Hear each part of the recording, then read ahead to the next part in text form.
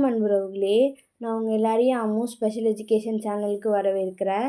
நம்ம எல்லாரும் போன வீடியோவில் ரீஃப்ராக்டிவ் எரர்ஸ்னால் என்னென்ன, அதில் மொத்தம் எத்தனை டைப் இருக்குது அப்படின்றதெல்லாம் நம்ம பார்த்தோம். மொத்தம் 4 எரர் இருந்துச்சு, அது எல்லாத்தையும் நம்ம பார்த்தோம்.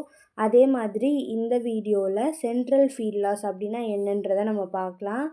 நான் முன்னாடியே ஒரு வீடியோவில் சொல்லியிருந்தேன், சென்ட்ரல் ஃபீல்ட் லாஸ் அப்படின்னா நம்ம பார்க்குறதுல சென்டராக இருக்கிறது மட்டும் தெரியாது, ஆனால் அதை விட்டு சுற்றி இருக்கிறது எல்லாமே நமக்கு தெளிவாக தெரியும். அதுதான் சென்ட்ரல் ஃபீல்ட் லாஸ்.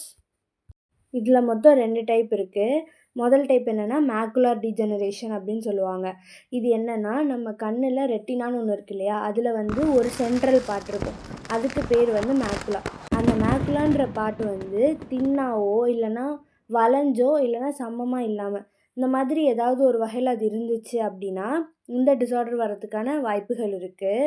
அந்த மேக்குலான்ற பார்ட் எதனால் அப்படி மாறுது அப்படின்னா, அந்த இடத்துல கரெக்டான பிளட் வெசல்ஸ் போகாமல், பிளட்டு கரெக்டான ஒரு இடத்துல போகாமல் இருந்ததுன்னா இந்த மாதிரி அந்த மேக்குலான்ற பார்ட் மாறிடும்.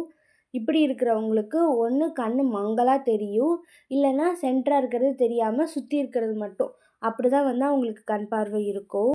நம்ம இன்னும் லோ விஷனை பற்றி இனி வர வீடியோஸில் பார்க்கலாம். தேங்க்யூ.